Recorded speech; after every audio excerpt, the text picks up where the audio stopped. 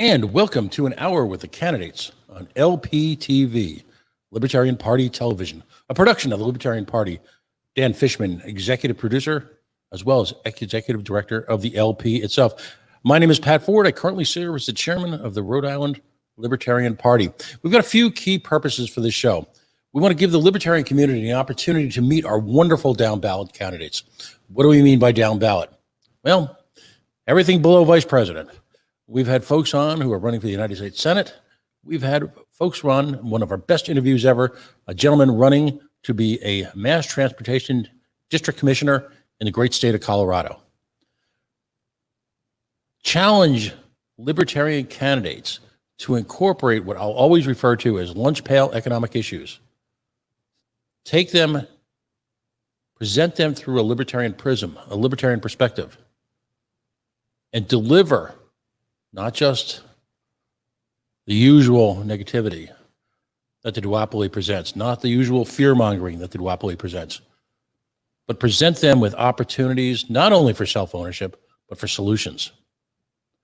I've had the pleasure of working alongside some great candidates in the state of Rhode Island, and the remark has always been from folks in the civilian community, if you will, that they're astonished that when they ask guys like Bill Hunt, when they ask him a question about an issue, he's got an answer. So the challenge of the Libertarian Party is to take that solution approach and bring it nationwide of equal importance. We want to create a bond between affiliates, between interest groups, study groups, caucuses. We want folks to understand, say, for example, in Rhode Island, that candidates in the great state of Washington, California, Idaho, Michigan, wherever, are just as important to our cause, our mission, our philosophy, as their own local candidates. Take this party, this great political party, this great philosophy that is measured over 50 states, and make it really personal for all of us. So that in this election period, which is so close, in this election, we take it to the streets, we present people with ideas, and we get folks elected so that we can make fundamental change. Two great candidates tonight, both running for the United States Congress. Zachary Dumont is running for the United States House of Representatives, New Hampshire, the big District 1. Joining us in the second part of the show will be Michael Rufo. He is running as well for the United States House of Representatives, New Jersey Congressional District 4. Joining us now right live on the line is Zachary Dumont. Zachary, welcome to an hour with the candidates on LPTV. Hey, Pat, thanks for having me. I'm glad to be here. Yeah, this is great. We, it's interesting because in one respect, they're both northeastern states we're talking about tonight, but you couldn't pick two completely different economies, geographies, political theater, political backdrops, if you will, for two states that are really only a few hours apart.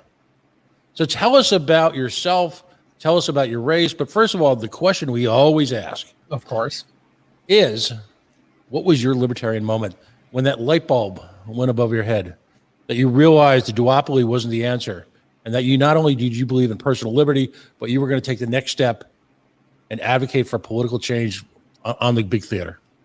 I think the light bulb moment that I had was I was in fifth grade, and I remember it was Bush and Kerry were running to be president of the United States, and my teacher, being in a public school, was very heavily Democratic, but we had a mock election in our class, and I remember saying, I don't agree with either of these candidates, being in fifth grade, and the response was, well, you have to pick this guy or this guy. There's no other alternative, and that kind of clicked in me.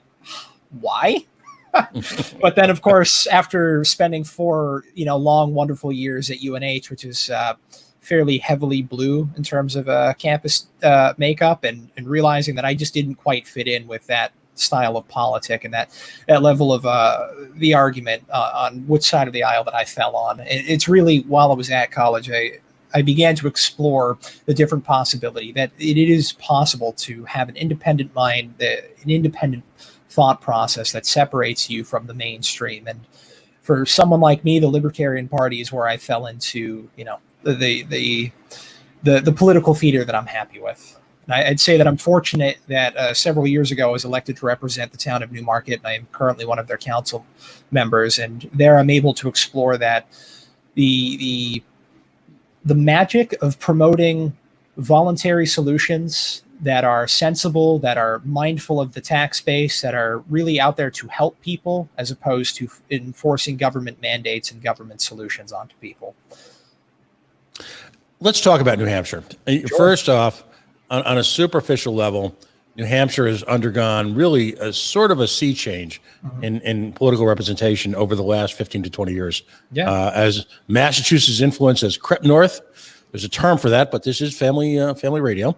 You see the bluing, if you will, the purpling of particularly southern New Hampshire, Absolutely. the Nashua, and of course the seacoast. How does that trend in terms of politics in the age of COVID? And is that, do you see that as a long-term threat, if you will, to the state? Well, it's both weird and interesting. I don't necessarily view it as a long-term threat to the state. I mean, if you want to talk about the bluing of New Hampshire as being more of a threat to the state, then yes, I'd say that there are some concerns there. But in the time of coronavirus, it is making it just more unique in how you have to get out there to interact with voters. So normally we would have probably had about 20 separate events since we picked our congressional candidates back in January. But once March hit and we started shutting down the state, it has made it more difficult. So you have to find ways that you can connect with people and bridge those gaps and find those purple voters, going through methods that you wouldn't necessarily try to campaign with. So, for example, in 2016, for the presidency and also Congress, but then also in 2018, especially where it's that off year, you'd see a lot of candidates on the ground, boots on the ground, knocking on doors, doing everything that they could to get massive groups of people together to spread the message and build up that energy and that cheer and that vibrancy of a campaign. But when you're running in the COVID-19 election cycle and you're not allowed to have more than 10 people together and you can't stand more than 6 feet together, it makes it difficult. And especially when you're wearing a mask, nobody can hear you say anything. So it's, you have to learn how to work with that. I'd say, thankfully for we libertarian candidates on the ground, we've been able to make some inroads. It's not necessarily the same level of fervor that we have in previous years, but we are getting there. And I think what's interesting to see is it's not just libertarian candidates that are having this trouble. It is an across the board question with Republicans, with Democrats, with Greens alike. How is it that you get people together to hear your message? How does the libertarian connect with, the old woman who lives across the street? How does the Republican, connect with the retirees who are worried about their retirement income and planning for their, next 20 years of not being at work?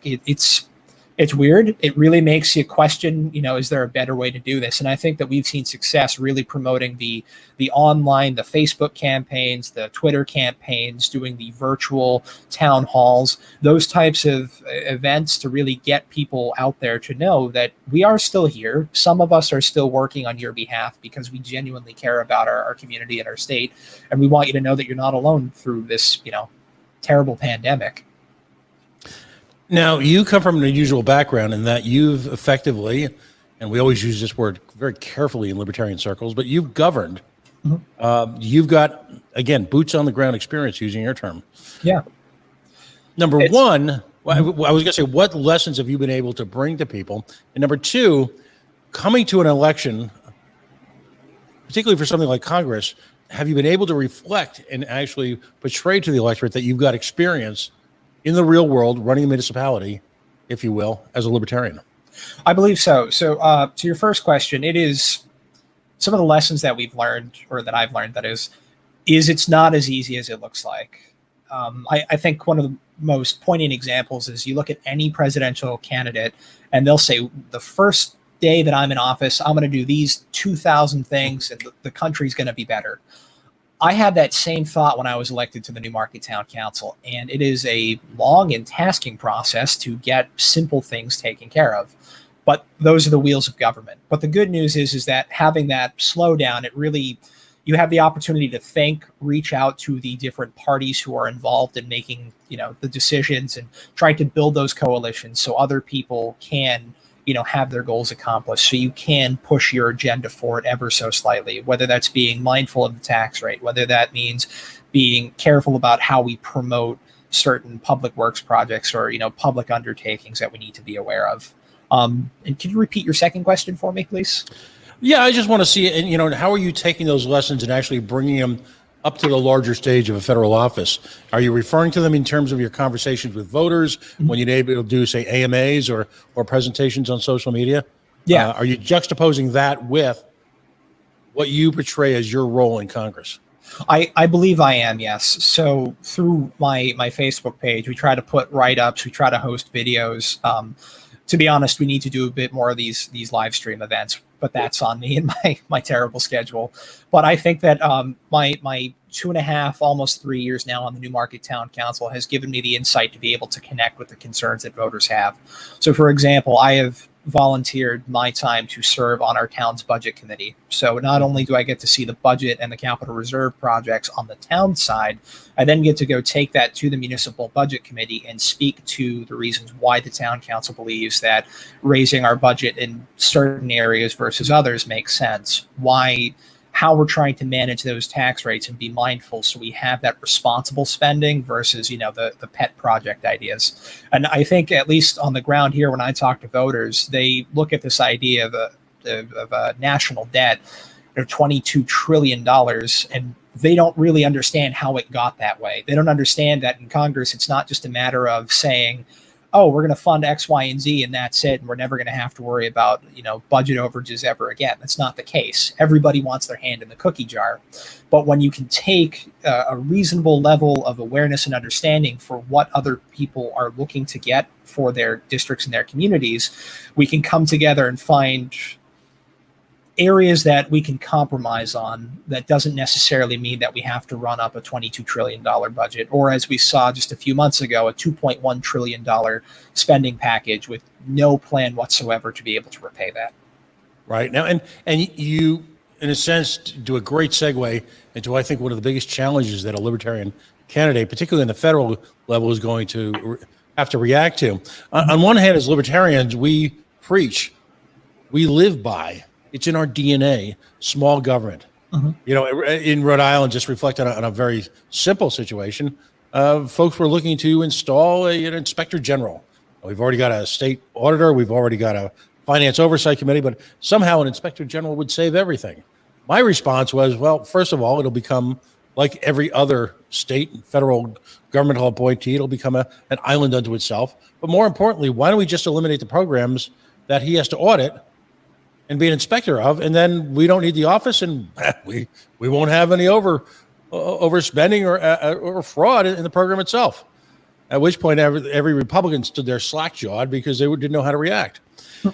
Here's the juggling that we've got to do, and I don't have a good answer for this yet. So I'm going to look to you as someone who actually has been involved in governing.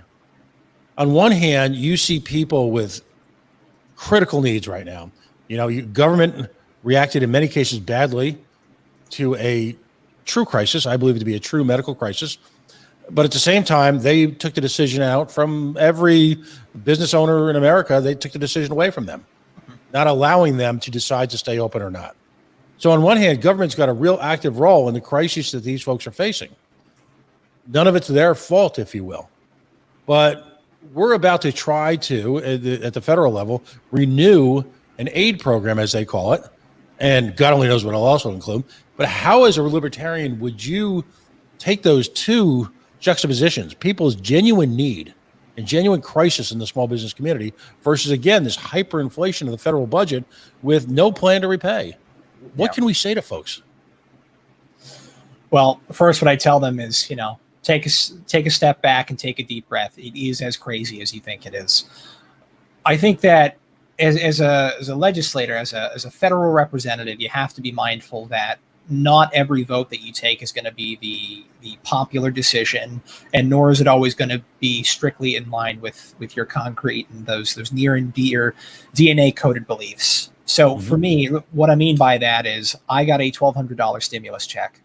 I cashed that check. I put it into my rent fund because I didn't know what was going to happen. And very rarely does the government give me tax money. I'm typically not one of those folks that gets something back from the government, every year. So for me, I just looked at it as a blessing in disguise, overlooking the tax implications that are going to come later on. But for me, I knew that I had an immediate need. I needed to pay my rent, and I didn't know what was going to happen to my expenses over the next 3 months. I ended up losing a significant amount of hours. I know people in my office who were furloughed. I know people who in my office were permanently laid off, and that's not something that we wanted to happen. And I had an office of 6 people. My fiance works in an office with about 500 people, and they're still stuck on work from home until October. I think that the proper response in this situation wasn't for the federal government to step in and provide, in some cases, no course of action, but also very bad and poorly thought out courses of action to kind of stymie the areas where they let slip. I think that the correct solution from the beginning was to let the states work in unison with one another as they needed to do so to address the crisis on the ground. New Hampshire has been fortunate. We've had only a few cases of coronavirus and very few deaths. And that's not to say that the several hundred that have died aren't noticeable in any way, shape, or form. But compared to states like New York and Florida, we've been very fortunate. But a New Hampshire lockdown or a New Hampshire response doesn't need to be what New York City needs, nor is it what Orlando, Florida needs, or San Francisco, California.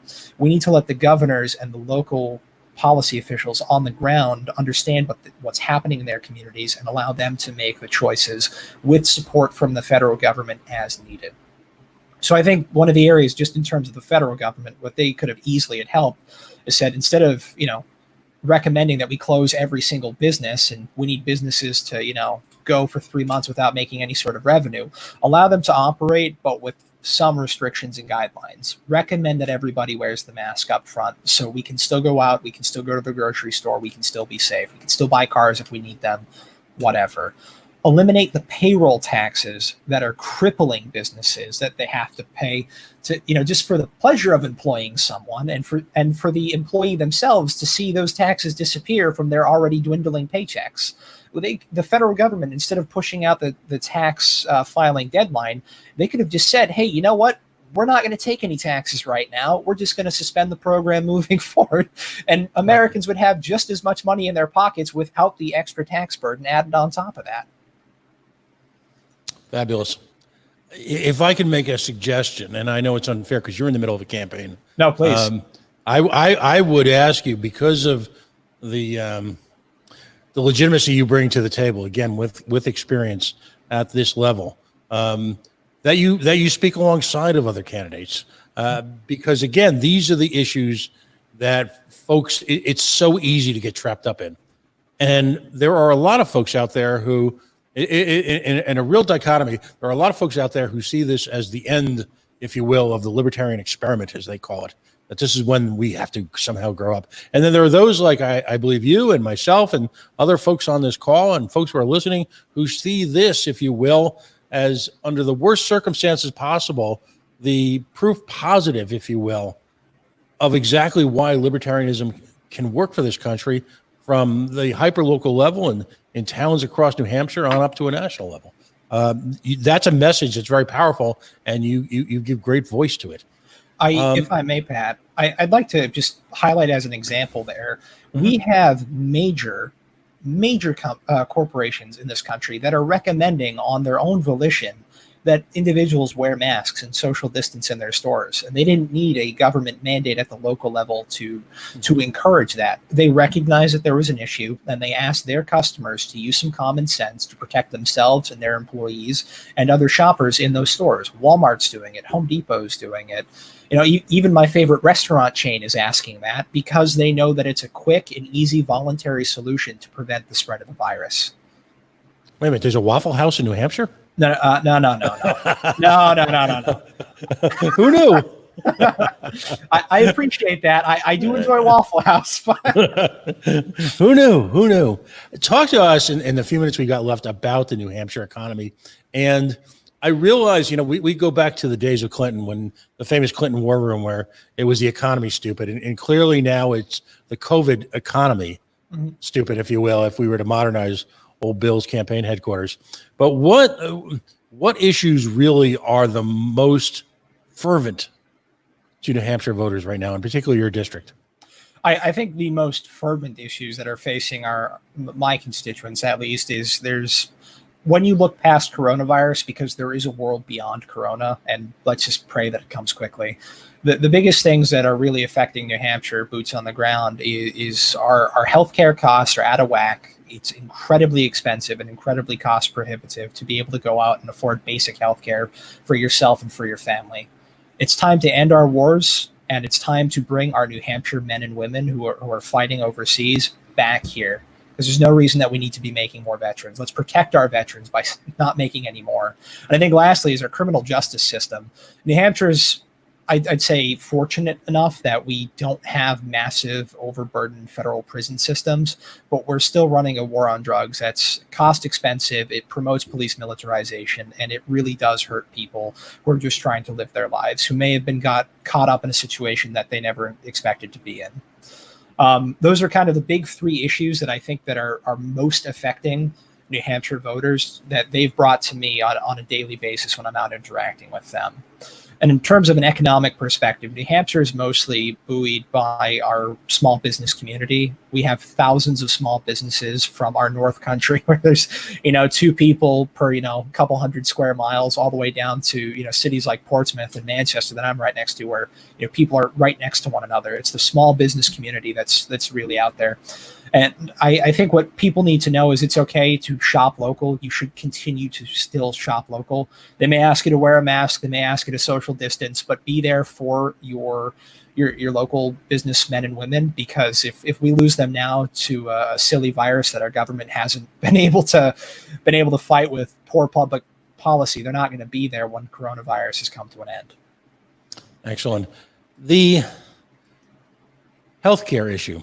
Mm-hmm. Most recently, and love your opinion on this, in the past year, literally in the run up into Corona, mm-hmm. there were initiatives both by the Republican Party and the Democratic Party to enact price controls on prescription pharmaceuticals.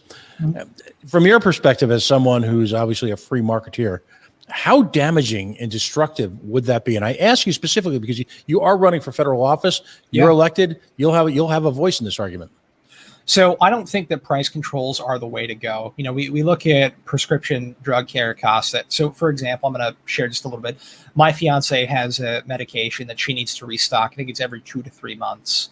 Under her father's health care plan that she, had the privilege of being on, I would think it was $30 a bottle.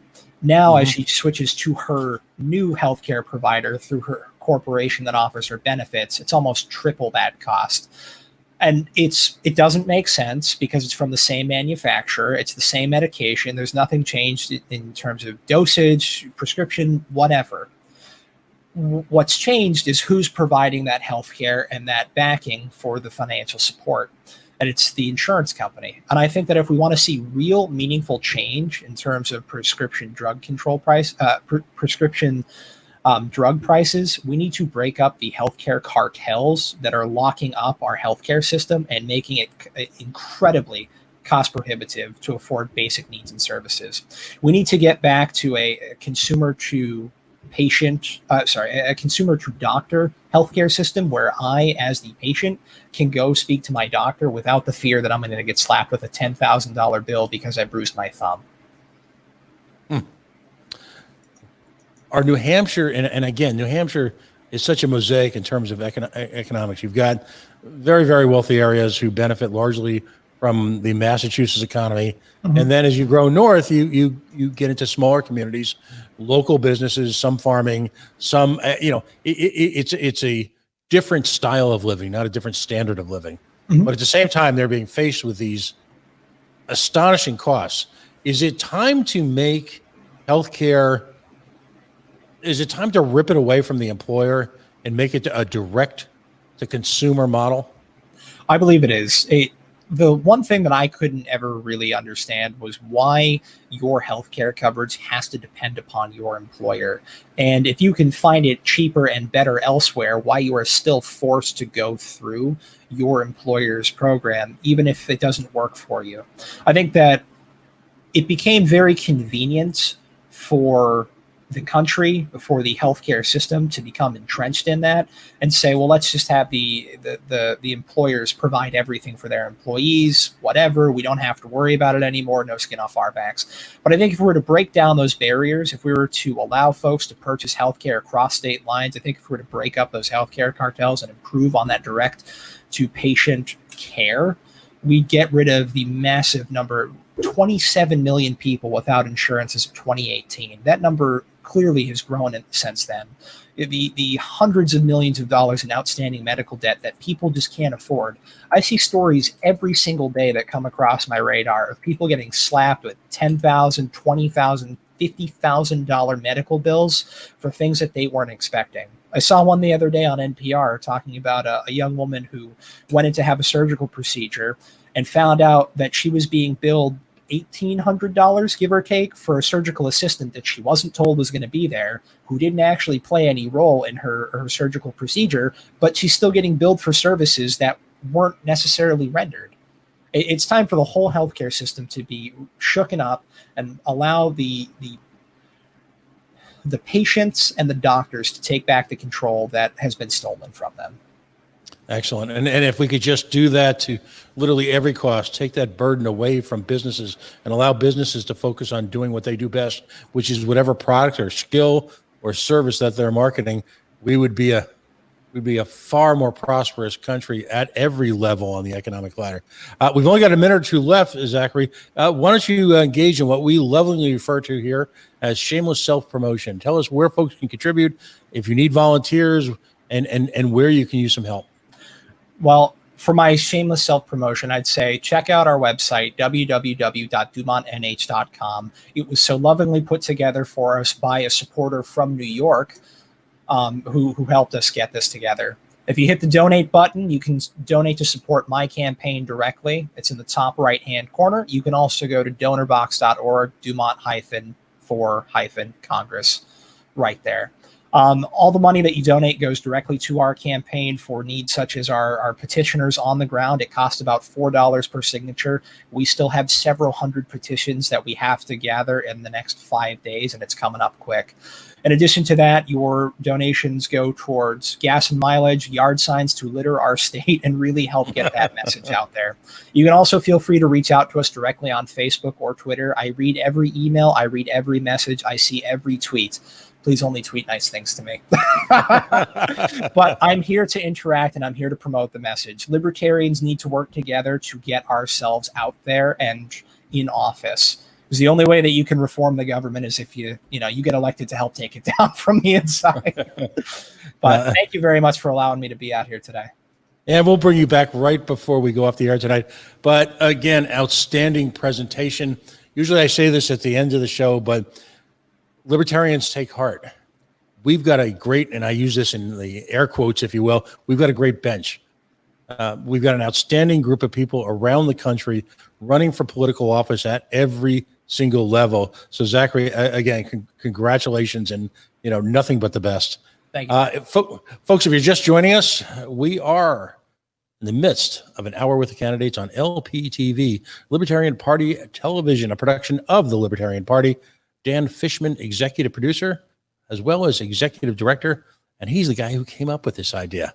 My name is Pat Ford. I currently serve as the chair of the Libertarian Party of Rhode Island. And again, the point of the show is to bring to folks' homes this roster that we've had, this burgeoning group of individuals who are skilled, articulate, represent literally vast experiences in the dreaded private sector, as we say with a smile, and are willing to do their best to be elected to, in some cases, to the highest levels of power so that we can, as our previous guest said, we can rip it all down. Joining me next, Michael Rufo, he of the great state of New Jersey, my birthplace. He lives in a much nicer part of New Jersey than I did, though. I grew up in, I actually know where that giant Exxon sign is that Bruce Springsteen speaks about. and where the streets and the skies are on fire. That's where I was born. But Michael, you're down in southern New Jersey, running for Congress for, as we love to say, congressional district, the big number 4. Welcome, welcome to the show. Thanks for having me. I appreciate it. Thank you very much. It's a pleasure to be here, and I look forward to our conversation. Absolutely. So again, you heard we get a little bit of a formula here, but it's fun, and it gives you folks a chance to really open up to the audience and open up to the party at large. What was your libertarian moment? When did you decide to join the party of self-ownership and principle? I've told this story so many times in the last few months. It was 2016. It was May. I'm a former supporter of Ron Paul, 2008, 2012. And in 2016, after Rand Paul fizzled out so quick, the only candidate talking about the Federal Reserve and the national debt was John Kasich. And we see what John Kasich did this week by endorsing Joe Biden. So that's where it left in May, right? Trump had his grab her by the you-know-what moment. And I decided to Google the Libertarian Party because I was a Ron Paul supporter and he was a libertarian and I knew what that meant. So I looked it up. I watched the entire 2016 National Convention on C-SPAN. At the end of it, I was crazy enough to say, hey, I think I want to help these guys, or I want to work with these guys. And I signed up. I signed up for national. Then it said that I also have to sign up for the state. The state chair emailed me at 12 o'clock in the morning. And we chatted back and forth via email for 2 hours. And Patrick McKnight, who you probably know, Pat, he's the reason I joined. I went to a meeting in South Jersey. There was 3 people there. Beginning of this month, we had our first in-person meeting of the year since COVID, and we had 30 people there. So, you know, that was my moment. It was May of 2016. That entire month, I will say, was my political moment when I decided to join the LP. Do you think, just to kind of off subject, if you will, for a second, do you think that the Republican Party realizes yet the loss because of the way, quite frankly, I'm just going to be blunt here, they screwed Ron Paul generation? We have a great group of people across this party who came to us, if you will, as refugees, for lack of a better term, from the Ron Paul movement. Do you think they get it yet, exactly what it's cost them? I think they get it. I don't think they care. And, you know, the whole idea is they're trying to go, who can give out the most free stuff? Who can give the most free stuff? Who can give the most free stuff? It's the only way that they've gotten themselves into this cycle of competition with the Democrats, where giving stuff away for free is the only way they can get people to vote for them. I mean, we saw it in Rand Paul in the last few days when he was tweeting, I think I just came out of a progressive Bernie bro meeting, when he was talking about the caucus that he's with in Senate. It's amazing that the party doesn't care, because they only care about getting votes. They don't care about principles anymore. It's no longer about small government. It's no longer about preventing the debt from getting out of control. It's no longer about the people and actually having a republic. It's about winning votes, having power, and spending everybody's money for them as fast as they can, and more than those people actually give them. Let's run with that idea for a couple minutes. You know, in a state like New Jersey, which is the giveaway to everything to everybody state, and I say that with love as a recovering New Jersey resident myself. It's been 30 years, but believe me, the stress is still there.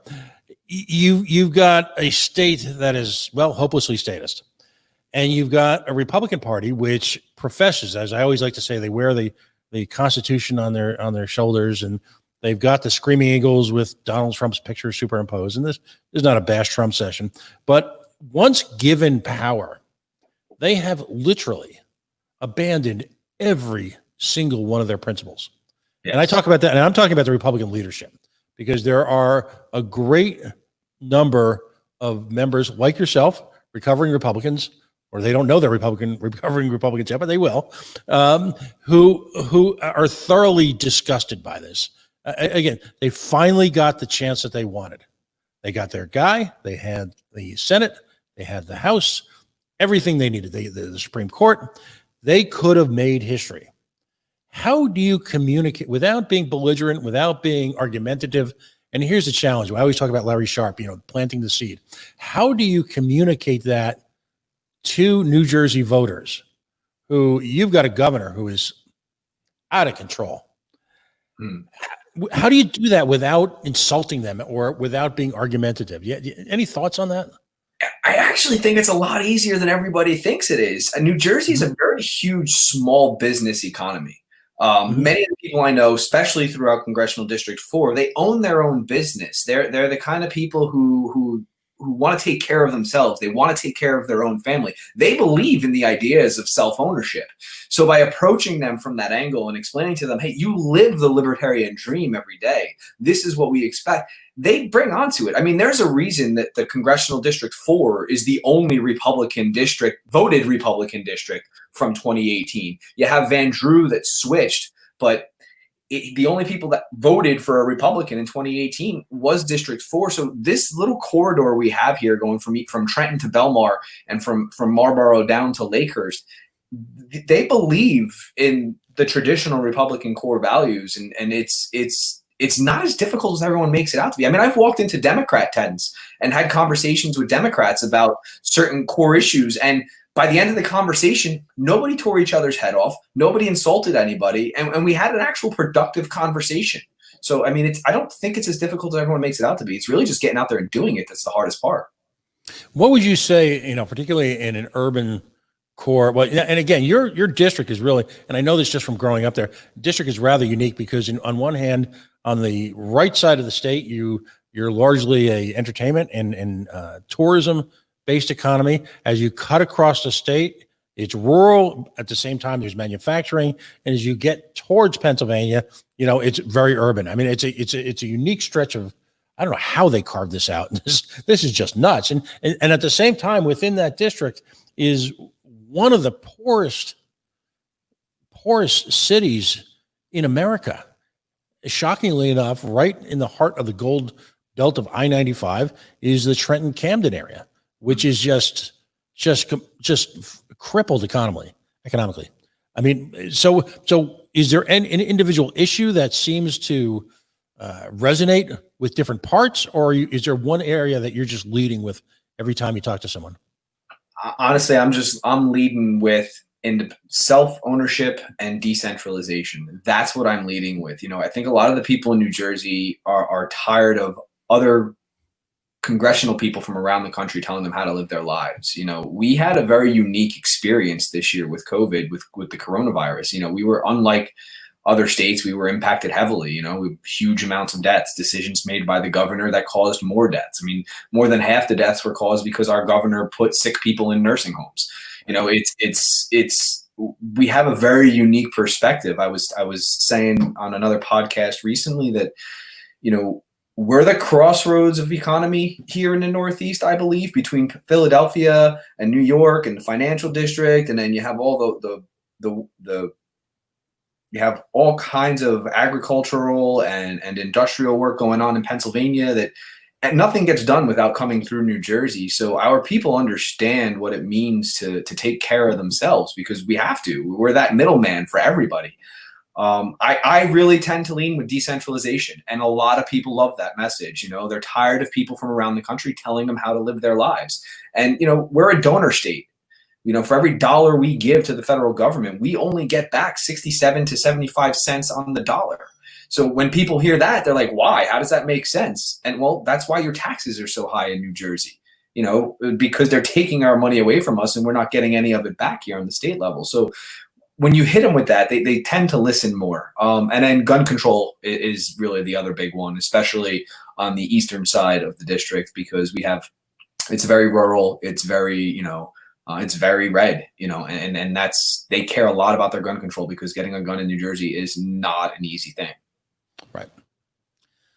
Let's talk about some of the cities in New Jersey, and because they represent some of the very worst realities, if you will, of our failed criminal justice system.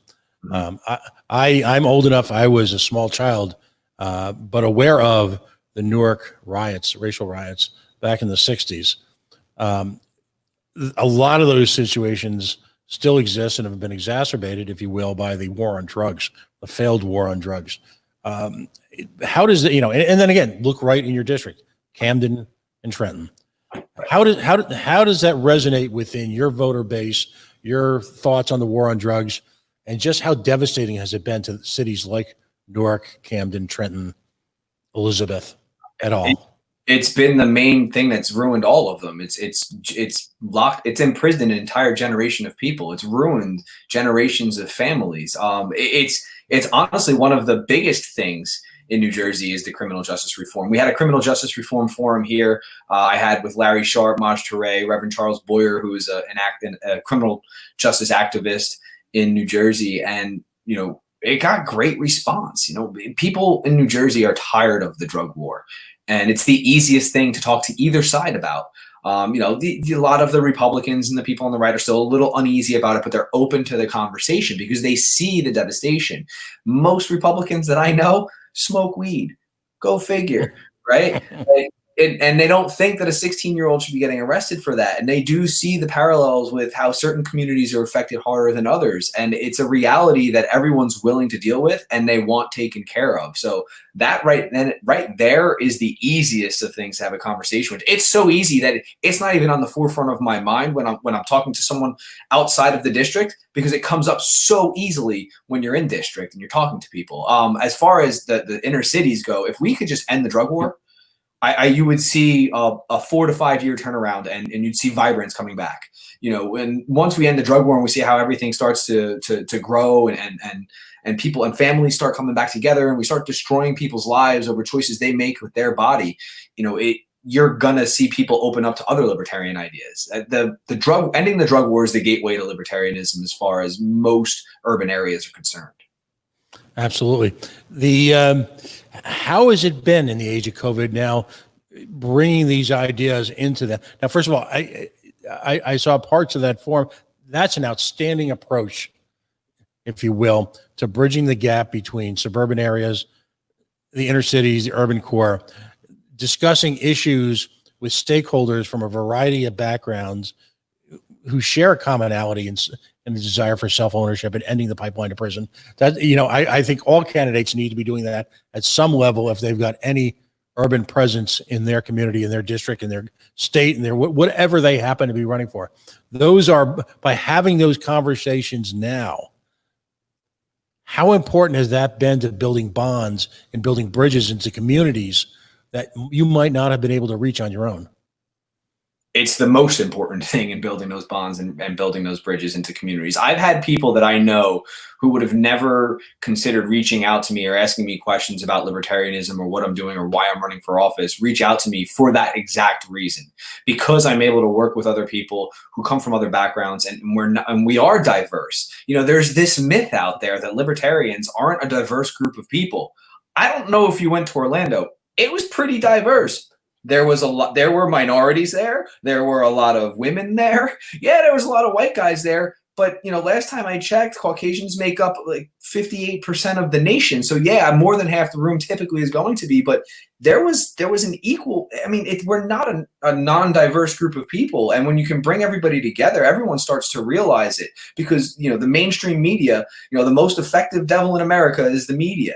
Right? And they paint certain pictures that they want people to believe. But when we can put content together like this, and content together like we did back in September, and the other things that we've been doing online, it gets through to people and they're going to see it. And listen, will we have a tidal wave moment where all of a sudden everything washes over and you start seeing libertarians elected everywhere? Maybe. If we can put enough content out there. Like you said, in the age of COVID, it's hard to get out there. Well, the one thing I can tell you is all the programmers, all the computer people, all the tech people that the libertarian movement has, we've got the upper hand.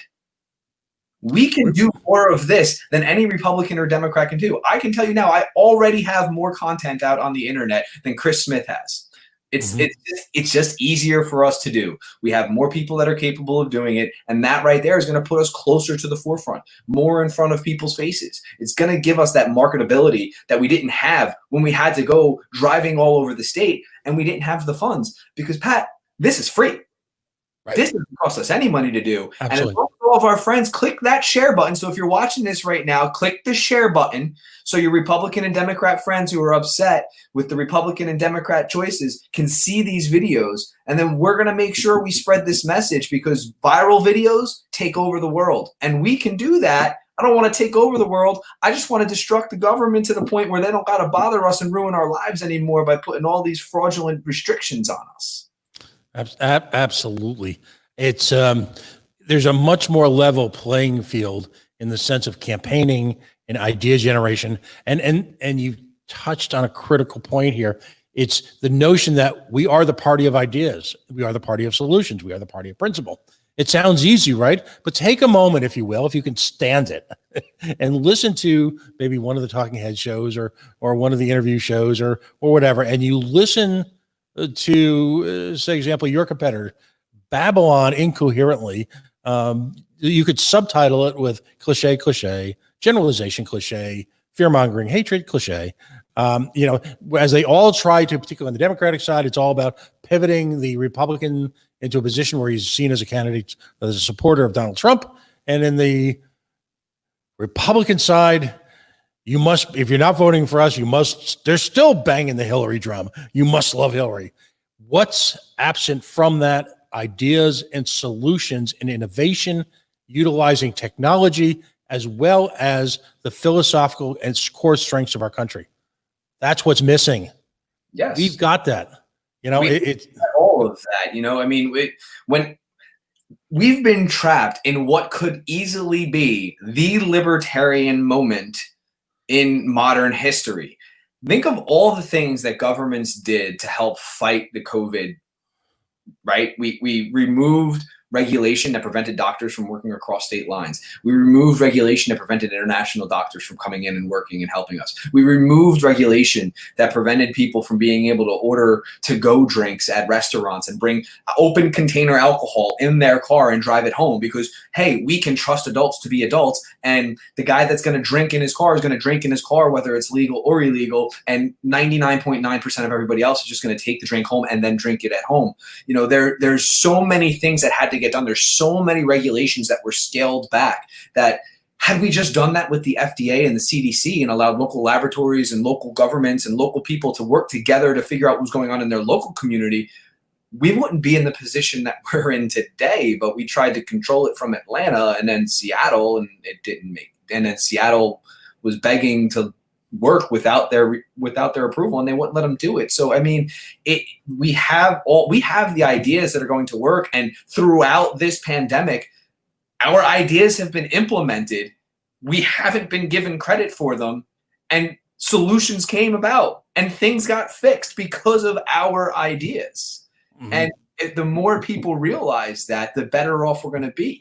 The only idea that either Democrat or Republican have is let's get the printer machine to go burr more often. They just want to leverage the Fed, use the Fed, low interest rates, negative interest rates, print more money, print more money, print more money, print more money. Well, eventually, toilet paper was worth more than money at one point. Yeah. Because we've printed so much money. It became the coin of the realm, if you will. I will argue to my last breath that, and this will sound innocuous and superficial, but the installation, if you will, of something called certificate of needs by a power-mongering duopoly who sought to invoke state and federal control over the free market installation of medical facilities will, in the end, quietly, because they certainly aren't going to share it with us, will have cost the lives of thousands. The notion that you would prevent a free market individual using their own risk capital to build and develop additional medical capacity it's insulting at best. It's murder at worst. How much faster would our response have been if we had privately financed, free market driven medical facilities across the country, particularly in the urban core? It would have been tremendously faster. Think about it. We literally restrict the amount of beds that are allowed to be had in a given community. The government puts a cap on how many beds. I'm going to say it again. They put a cap on how many beds for medical treatment there is in a community. Why? The reason we're not prepared for pandemic is because, again, as always, the government intervenes. They restrict, which then causes issue later down the road. They think they're helping, by preventing too much competition in the marketplace. Well, you pull the competition out. Well, no wonder the prices are so high. No wonder everything costs so much. Nobody's competing. Oh well, there's already a hospital in the area, and they're taking care of everything, and they're doing just fine, and their census is good, and they have plenty of beds available. We don't need another hospital. Yeah, but what if I open another hospital, and because they're competing, things get a little bit cheaper, and they have the same amount of beds, and maybe they offer better money to the nurses' aides than the other hospital, or maybe they offer a better benefits package, or maybe they offer cheaper prices and things don't cost as much, or maybe they have a pharmacy on site that is open to the public, that everybody can come into. We don't know if these things are going to happen because the government doesn't allow it to happen. And when the government picks and chooses winners and losers, as they do with Certificate of Need, the people will always lose, right? Every time. We had a situation in Boston a few years back. A mayor, affectionately known as Mumbles Menino, don't ask, refused, if you will, the necessary paperwork to allow Walmart into Boston. And all the, we call it pearl clutching now, but all the self-approving liberals we kept that dreaded force out there. And in a public forum, I had the opportunity to address a town councilman in Boston. I said, how dare you? If you're a single mom living in Boston, thanks to you, they can go down to a neighborhood bodega or a small supermarket and pay for a quart of milk what you can get for a gallon of milk at Walmart. There's no entitlement in the free market. You're not given blanket permission to be successful. Right. And I see that all over New Jersey as well. It's too often that they dictate to people how much they can. So I've always said, the government tells you what you can buy, where you can buy it, when you can buy it, how you can buy it, how much it's going to cost, where you can live, how you can live, and what you're going to do with your life. And everyone's always looked at me like, you're crazy. I'm like, I'm not. And over the last 6 months, everyone's like, you're right. I'm like, I know. So let's have a conversation now about how we can unwind some of these things and then start to give things back to the people. I mean, it's as simple as the income tax. Earlier you guys were talking about how they printed all this money. All we needed to do was just refund last year's income tax. It would have been cheaper, and the money would have went straight to the people. I mean, let's put a cap on it. I don't care. If you made under $300,000 last year, you get all your income tax back from the year before. It would have been a lot. It would have only been about $1.3 trillion. It wouldn't have been $2.1 trillion. The money would have went directly to the people, and we wouldn't have had to have funded things like the Kennedy Center that didn't need any extra money in the first place. I always argue to folks that the Libertarian Party, despite, if you will, the insult heaped upon us by our friends in the Democratic Party that we are selfish and corporatist, I always argue that we're the party of compassion. How would you message that to different groups? How would you explain that? The reason I can tell you we are the party of compassion is because I believe that everything that you produce, every hour that you work, everything that you do with your family, you own the outcome of that, no matter what it is. And for somebody else to come to you and take from you what you've made with your two hands or with your brain or with whatever skill it is that you have and literally steal 40% of it from you and then give it to another state, to somebody 3,000 miles away who has no say in what happens in your life, it is theft. Like it's robbery, right? So if I told you that the guy struggling to feed his family makes $40,000 a year, at the end of the day, probably net's paying $5,000 to the federal government. Don't you think that $5,000 would do better for his family? Like, what if he could take that $5,000 and start a business with it? Or what if he could take that $5,000 and put a down payment on a car that they need because their car needs an alternator, it needs a head gasket, and whatever else it may need. Like, who are we to be taking from these people, breaking their legs, and then handing them a crutch and saying, "Hey, we helped you"? No. When you let people keep everything that they produce, and you let people work with their local community, and you decentralize everything to the point where each small community is working on their own, but yet working together because they're going to have to trade resources with each other, You're building from the bottom up. I honestly believe that the libertarian philosophy is a bottom-up philosophy. It is not a trickle-down philosophy. Trickle-down philosophy would be to steal from the workers and give it to the rich. We don't want to do that. We want the workers to keep every red cent of what they're paid all the time, every time, because that is how you build a society, by allowing people to keep their money. Excellent. We've got a minute left for issues, and then I want to give you enough time to engage in, as well. Like we always say, shameless self-promotion. Our United States military, quietly hidden amongst all of the chaos we're in right now, we continue to deal with rogue nations. We've got a foreign policy now that refers to someone who's possibly run one of the worst, most oppressive governments, guilty of mass extermination in modern history. It was telling yesterday when our president said he's just gotten off the phone with the king of Saudi Arabia, and he just spoken to Mr. Putin, and he was about to reach out to North Korea. I said, for the love of God, how far have we come in 4 years? What's your thought on entangling foreign policy and the true role of the United States military? The true role of the United States military, as Joe Jorgensen says all the time, is to be an armed and ready neutral Switzerland. That's it. There was, and even though he's a progressive and a socialist, walk quietly and carry a big stick, right?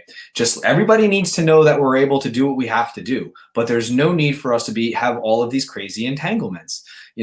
George Washington said it, right? He said, or was it Jefferson? I can't even remember right now. It's late.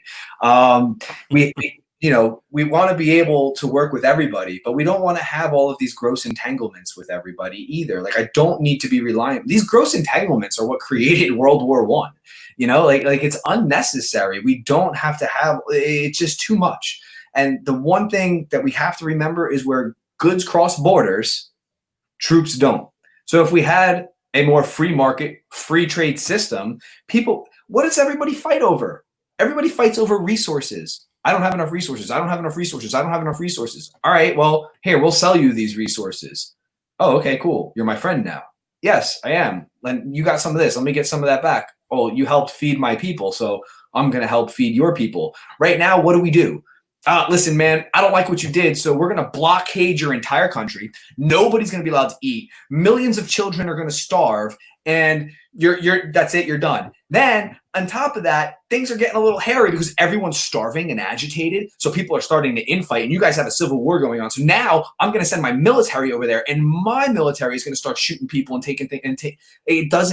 And I'm going to tell my people as the justification that you're a radical threat to our freedom, and you hate us because of our freedom, not because of the fact that we've starved millions of your children. So, and then that's going to justify me to send my military over there. Here's what we do. Bring them all home. Bring them home. End the wars. We don't need to be over there. My freedom is not in danger over there. Let's start opening up channels of communication with more trade, making sure people have the things that they need. Open up trade with everybody. Open up trade with everybody. Bring all the troops home, and let's figure this thing out, because the perpetual war and the interventionism has done nothing but break us financially, ruin our men and women of uniform, and put us in a position where half the world hates us. It's not necessary, and we need to fix it. There you go. I have a feeling you know the answer to this, but in just a couple of words, the presence of federal police and federal troops in open combat, if you will, with American citizens. Is there any need? Is there any reason? Is there any place for that? No, that's it.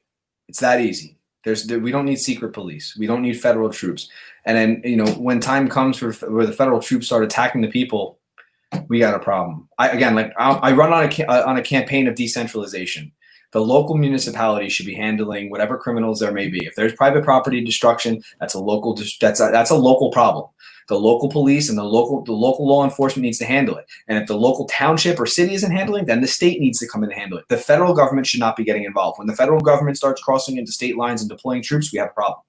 It's not America anymore. I said this yesterday. I said this on Tuesday. If you listen to, I'm going to plug somebody real quick. If you listen to the Lions of Liberty podcast, Felony Fridays, I said it.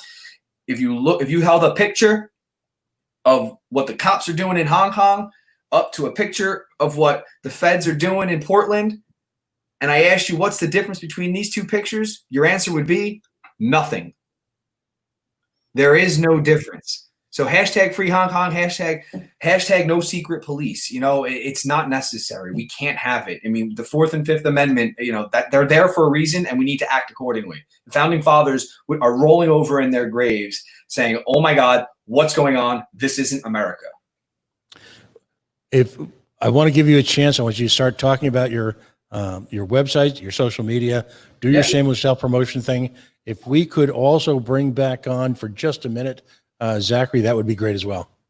All right. So, real quick, you can find my website. Dan Fishman was so nice as to show it a few times at www.runrufo, RUFO, 2020.com. If you throw a little /donate in there, I need your help.